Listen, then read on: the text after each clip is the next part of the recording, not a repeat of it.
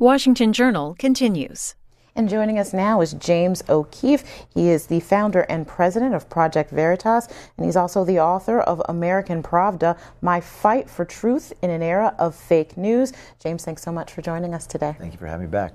So explain to us, the title of your book is American Pravda. What is Pravda, and what do you mean by that? Well, Pravda was the Russian word for truth, and they had this communist newspaper in Russia, and the difference between the Soviet Union's Pravda and the American media, we believe, at Project Veritas, is the people in America don't necessarily know they're being lied to. In the Soviet Union, they participated in the lie. They privately joked about the Pravda in Russia years ago. So what we're trying to do is expose waste, fraud, and abuse all over the country, but one of the greatest sources of misinformation and of malfeasance these days is the media itself. And that takes us to the mainstream media and big tech companies like Facebook, Google, and Twitter, which we most recently exposed. And Solzhenitsyn, who I quote in this book, who wrote the Gulag Archipelago, said that the American press has more power than all three branches of government. So they need to be held to account, just like any other organization needs to be held to account. So what is your definition of a journalist? I think that journalism has been wrongly construed to be so much an identity and less so an activity. Like even in Oklahoma City, the person who took that amazing photograph of the firefighter cradling the baby in his arms, he won the Pulitzer Prize. He wasn't a credentialed photographer, he was a banker.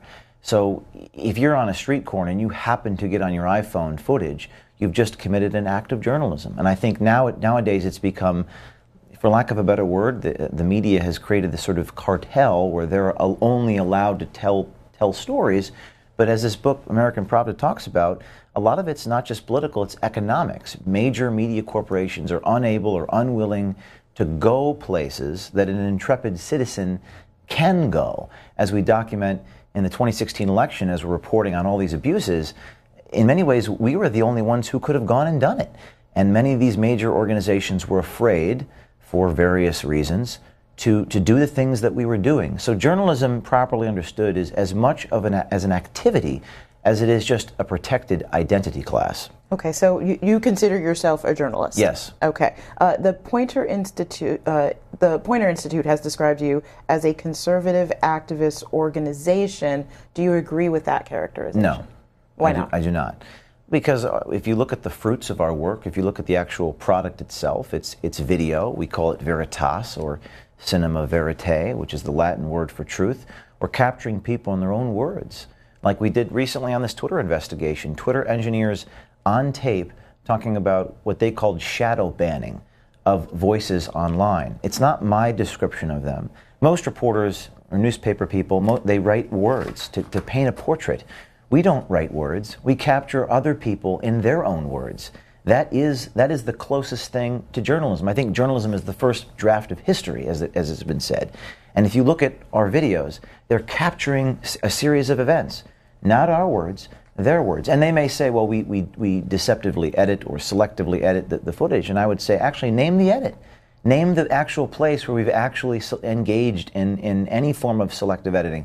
So yes, if you look at the actual work itself and what we do, taking on powerful people, and the results of our work, congressional defundings, resignations, reactions, by any measure, we are journalists. All right, I want to get to the part of your book where you discuss that, but I just want to remind our viewers that we are joined by James O'Keefe, the founder and president of Project Veritas and author of American Pravda, My Fight for Truth in the Era of Fake News. Republicans can call 202-748-8001, Democrats 202-748-8000, and Independents 202-748-8002. Now, I want to read an excerpt from your book where you're talking about the videos that you shoot, and I think our viewers are familiar with things like Acorn, that you did a video on Acorn, and you write, here is the key distinction between the Project Veritas journalists and establishment reporters.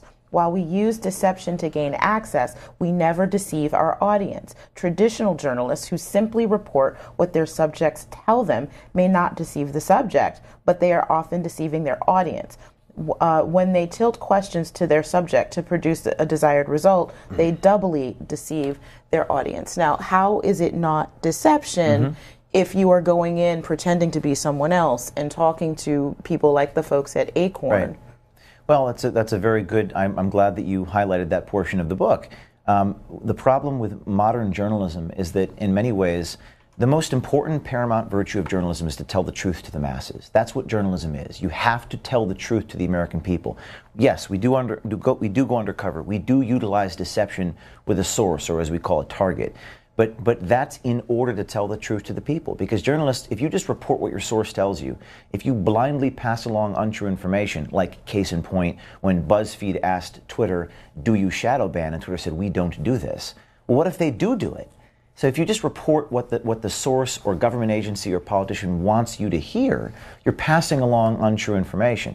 Now, if you look at the 20th century, people like Mike Wallace, Upton Sinclair, who went undercover as a meatpacking guy, or Nellie Bly on Roosevelt Island in New York City, who feigned insanity, or William Gaines, who won the Pulitzer Prize for going undercover as a janitor in Chicago hospitals. All these people use deception. And if you look and if you read biographies of them, if you read their newspaper articles, the reason they did that is because they all believe the most important thing is to tell the truth to the masses. And in order to do that, you have to dig deep. You have to question what you're told. You have to report off-the-record conversations.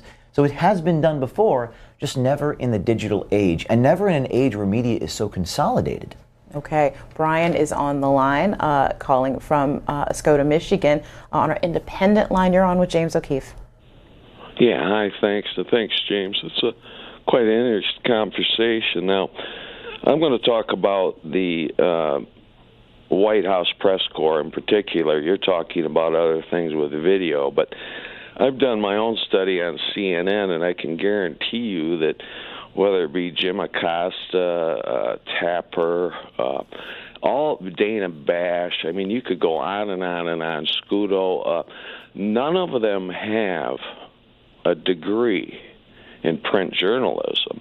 And also, to bear down on that, whether it be Tapper, Scudo, Tubin, they all have, Anderson Cooper especially, they all have alliances with the Democratic Party, but they don't announce that to us. My contention is in the White House press corps specifically, not what you're doing, sir, is that they should have a degree in print journalism and let the conflict go from that, the White House press corps, with a degree in print journalism, with their own broadcast news, so that they get it right. So, in other words, they police themselves. All right, I want to give James a chance to respond to that idea.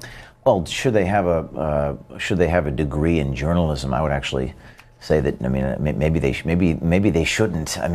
People aren't teaching what they need to be taught in journalism. So I don't have a degree in journalism. I started my own newspaper at Rutgers University and just sort of went out and did it. Taught myself Final Cut Pro so I can tell stories. I think journalism schools have lost their way, and I think it goes back to Watergate.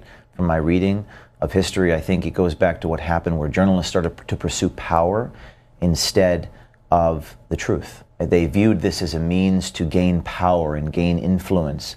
And if you look at the old muckrakers of the mid-20th century, that was not what journalism was about. It was about telling factual stories to administer reforms of institutions like mental asylums, like schools. And suddenly it became, every day now is you're trying to get a new Watergate. So that's where the perversion happened, and I think it's happening in journalism schools. So I would actually encourage people to, instead of going to journalism school, go out and do the work. And one question I forgot to ask at the top is, how is Project Veritas funded? We're a charity. We're a 501c3 organization, and the key distinction is we have a vision statement of exposing waste, fraud, and abuse in these different organizations, and we're not for sale. And we're crowdsource funded, so no one has any editorial influence over what we do or what we choose to do. Okay, Jacqueline is on our Democratic line from Philadelphia. Good morning. Good morning. Thank you for C-SPAN. I was just, reading some articles about Mr. O'Keefe and how he, attempts to get people to, tell what he thinks is the truth. But they say they ply them with alcohol and, engage in act as if they're anti-abortion activists. I mean, it's not true what he does. It's just a bunch of crap. I'd like to see. I want to let you respond to that. Seems like a bunch of ad hominem attacks, but what we do is true. And every time we report something, not only is it true, but in often cases the subjects have admitted they've said what we've said. They've admitted they've made the statements, and they keep resigning. Why do people keep resigning if what we report isn't true? I will happily go under oath in any courtroom and testify that what we reported was factually correct, as would many of the sources that we covertly film. In fact, when Bob Creamer is suing us right now, he's suing us for tortious interference, not that he didn't say what he said. So he's suing us, I guess, because we're affecting his organization because of what he said. But I didn't make the statements. He made the statements. Remind our audience who Bob Creamer is. Bob Creamer was head of Democracy Partners, which was hired by Hillary Clinton and the DNC to go do various things. And one of the major investigations we did in 2016 was on the election and how they were saying they were inciting violence on the ground. So he's suing us for $1 million. We're in federal court in the discovery phase. But in none of these cases do they actually contest that they didn't say these things. So they'll never actually point out to us where the actual selective edit or the deception was. So viewers may recall another story that involved Project Veritas. It was during the Alabama U.S. senatorial race when Project Veritas told the Washington Post a false story that a person who claimed to have been impregnated by candidate Roy Moore was coming forward. Explain what happened there and your reaction to the response to that. Yes, we pretended to be a source to meet with the Washington Post in order to draw them out into an honest conversation about politics and bias. We had done these stories on CNN where they said the Russia story was all BS, is what the guy said, his words, not mine. We did a story on the New York Times where a reporter named Nick Dudick said that they were not objective, and Nick Dudick made up this whole story about James Comey, which the executive editor of the New York Times responded. So we were doing these stories on the media, and we decided to investigate the Washington Post. We did capture a few national security reporters at the Washington Post who said, one of them, Dan Lamothe, said that he's amazed to work at a place with an op-ed page, is what he characterized as extreme and out of touch with the facts. So in course of this investigation, we pretended to be a lot of different things. We use all types of aliases to get access to people. Most of the time, you never hear about the aliases that we use. It's not a controversy because it's put in its proper context. In this particular case, we posed as a victim in order to have a meeting. It was only to get a meeting. We never intended to plant a fake story. That never was our intention, but it was misconstrued, and people assigned a false motive to us about what we were trying to do. Again, the context is we pose as telephone workers, terrorists, pimps, drug dealers. Oftentimes these things are just to obtain the meeting. That's the point of undercover journalism. And in the case of meeting with a newspaper person to expose their corruption, the only way to get the meeting was to pose as a rape victim. That was the extent of it. Never intended to plant any false story. We were just intending to have a conversation and film the conversation. All right, Raymond is on our independent line, calling from Des Moines, Iowa. Good morning. How you doing, Mr. O'Keefe? I love your work. I'm used to seeing you on InfoWars or several other, outlets there. I love you on Stephen Molyneux too. But my main question is, do you think will ever break up like Google? Or I know that they're coming after conservatives, libertarians. I just wanted to hear your take on that. I know that they're going after Mr. Jones lately, along with Fox News and the other, mainstream media outlets. I'll let you respond. Keep up the good work, man. Thank you.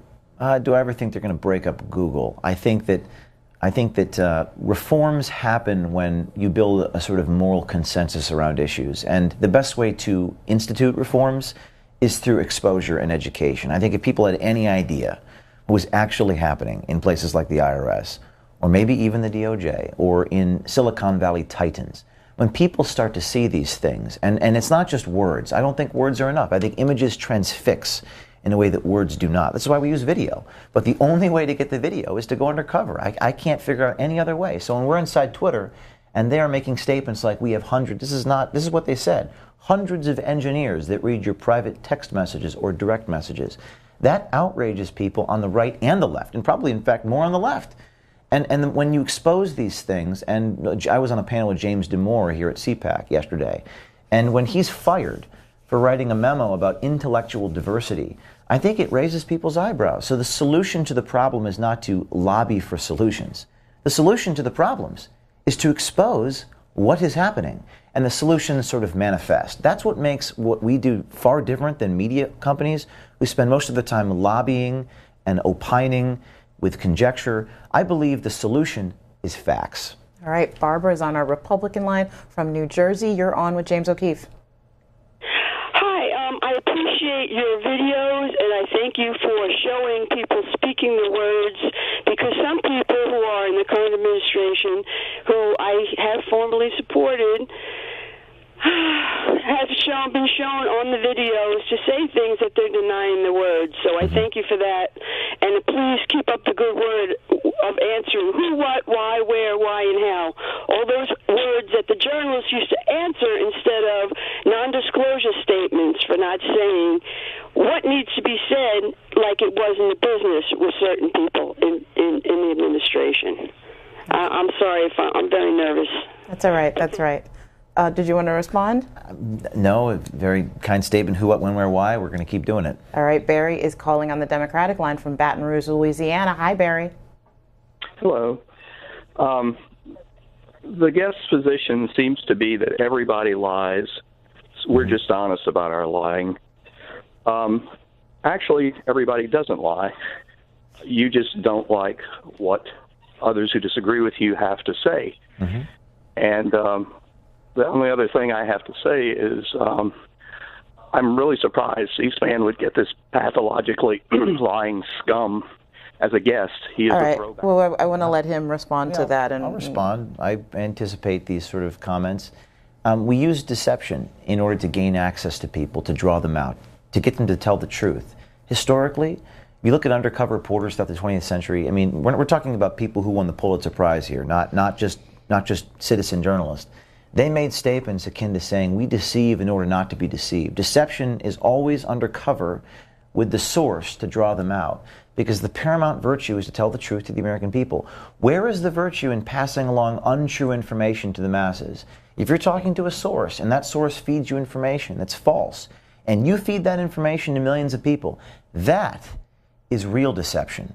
When you deceive millions of people with information that is not itself true. When you ask a Twitter spokesperson on the record, do you do this? And they say, no, we don't. When they do, that is unethical. And I would argue that that is far more unethical than us wearing a disguise in order to covertly film a government worker. We have to wear disguises to covertly film government workers when government does not tell the truth at the podium, when government uses media as a platform for propaganda. We have no choice. And don't take my word for it.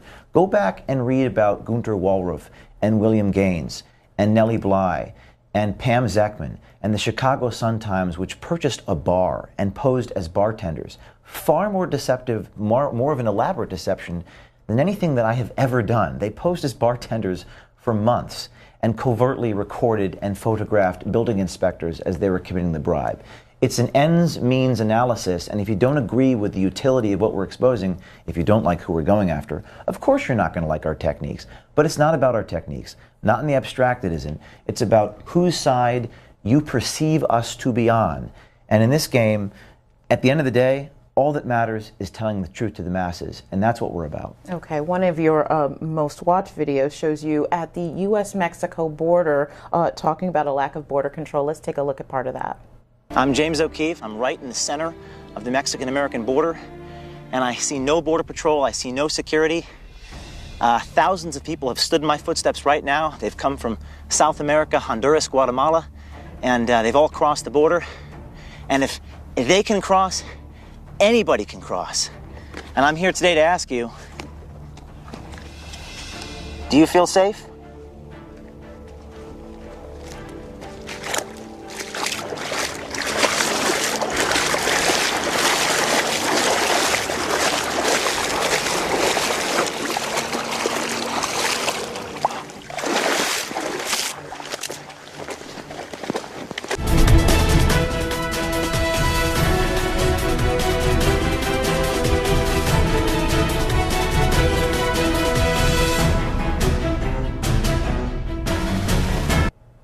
So explain to us what point you were trying to make with that video, with the disguise, the mask that you had on. What were you trying to get across? Our leaders tell us the border is secure, and initially we were going to cross just without any mask, but then we thought, let's do it in a sort of garish disguise to prove that maybe like a terrorist would cross the border. What's the extreme example?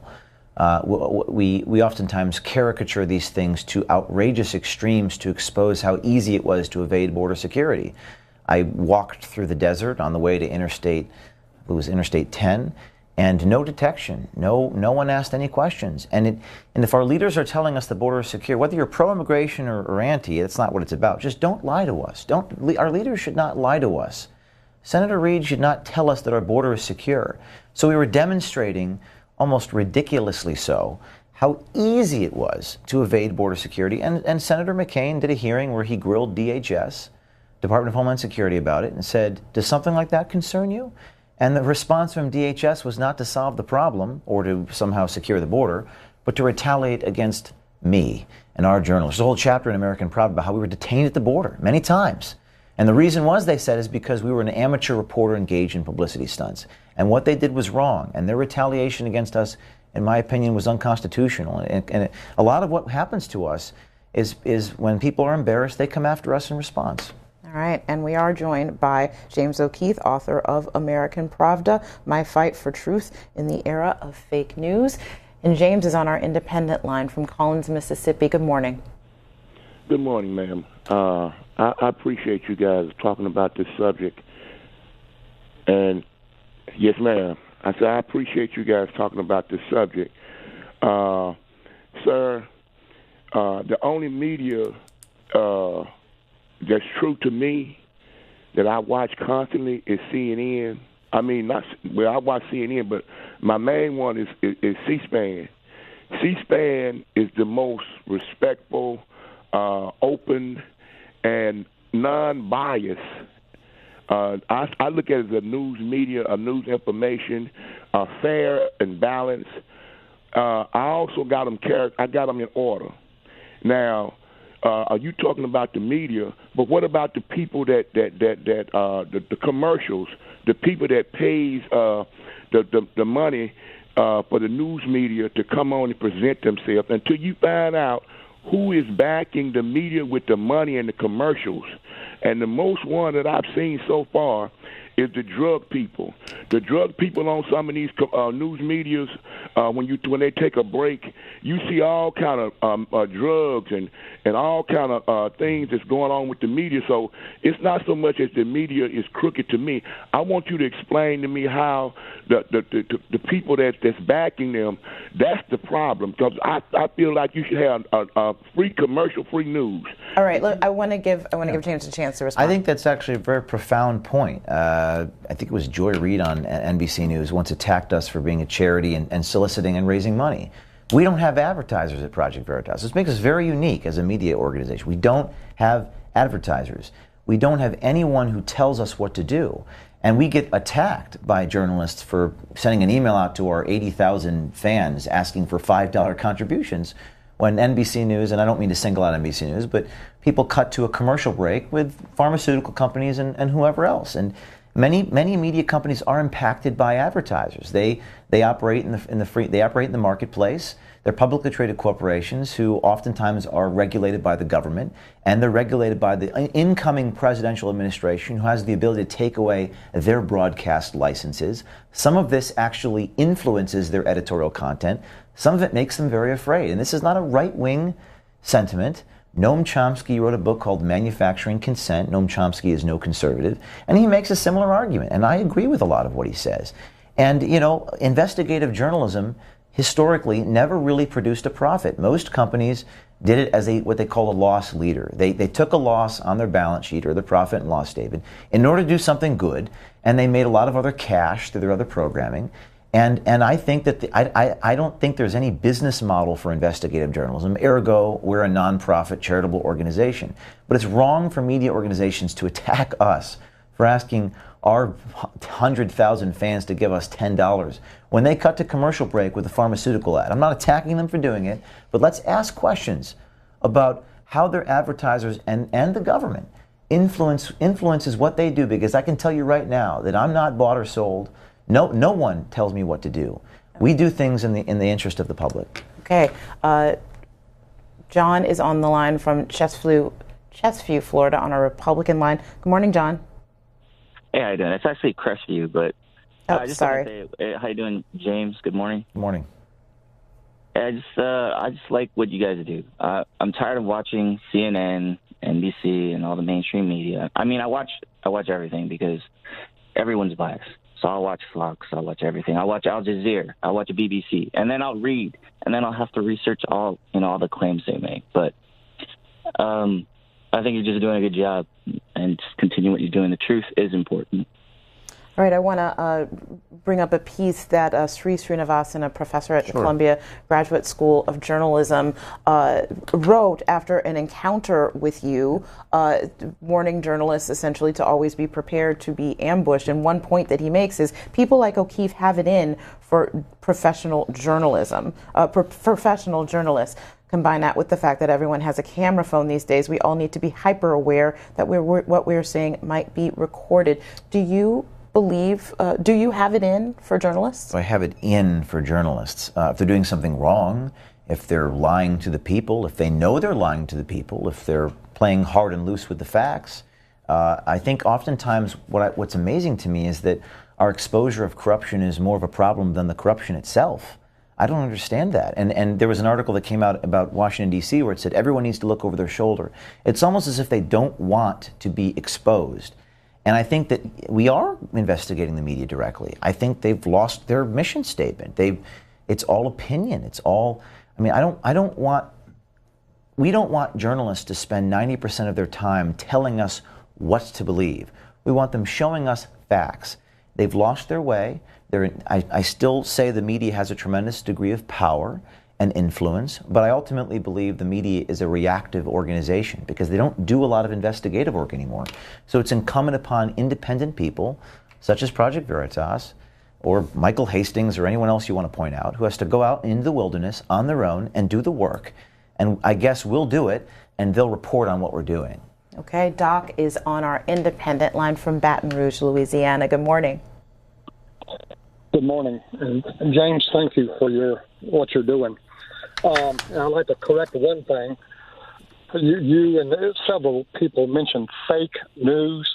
I don't think that's a true statement, because fake denotes to me that it could be an accident, okay? I like to refer to the mainstream media as lying news. There's no accident. The Mao Stalin News Network, MSNBC, the Clinton News Network, CNN, that's lying news. There's no fake, no accident to it. And a perfect example of what you were talking about, J schools a while ago, here in Baton Rouge, LSU hired James Carville, who protected a sexual predator for years. They hired him to be a professor at LSU in the J School. And I want to know how much money he's making, and we need to get a refund for the state of Louisiana. Mm-hmm. All right, what do you think about Doc's points? One of the things I read about American Pravda is, you mentioned Carville in Louisiana. You have the Cronkite School of Journalism in Arizona, and they awarded Katie Couric I guess it was the Cronkite Award for asking Sarah Palin what newspapers that she reads, which is fine.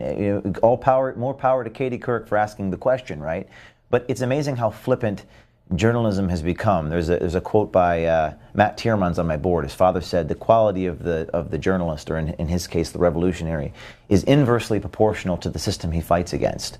So the more ridiculous the subject and investigation, the more flippant it's become. I mean, you have intrepid citizens out there like Allison, who did Allison Moss on my team, who spent 9 months sort of infiltrating undercover all the way to Bob Creamer, who met with President Obama 47 times with the president personally. And he admits to sort of fomenting this sort of activity on the ground. And crickets from the media. Off with their head, they say. Throw O'Keefe in prison. I hope that he gets sued for $1 million. And then you have an anchor who asks, what newspapers do you read? And they win a journalism award. And this is an example of how everything has gone so wrong. And it's not about left or right. It's about truth to power in the digital age and the sort of moral courage required to do it. Okay, James O'Keefe, founder and president of Project Veritas and author of American Pravda, My Fight for Truth in an Era of Fake News. Thank you for joining us today. Thanks. And coming up next, we'll be taking more of your calls. Republicans can call 202-748-8001, Democrats 202-748-8000, and Independents 202-748-8002. We'll be right back.